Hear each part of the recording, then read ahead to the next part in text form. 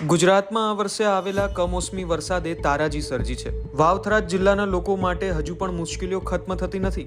September મહિનામાં પડેલા ભારે વરસાદને કારણે અનેક ગામોમાં પાણી ભરાઈ ગયું હતું. તે સમયે ગામોમાં પૂર જેવી સ્થિતિ સર્જાઈ હતી અને લોકો મુશ્કેલીમાં મુકાયા હતા. પરંતુ વરસાદ બંધ થયાને હવે 2 મહિના વીતી ગયા હોવા છતાં ભાટવર ગામમાંથી ડેડવા તરફ જતા રોડ પરનું પાણી હજુ સુધી નીકળ્યું નથી.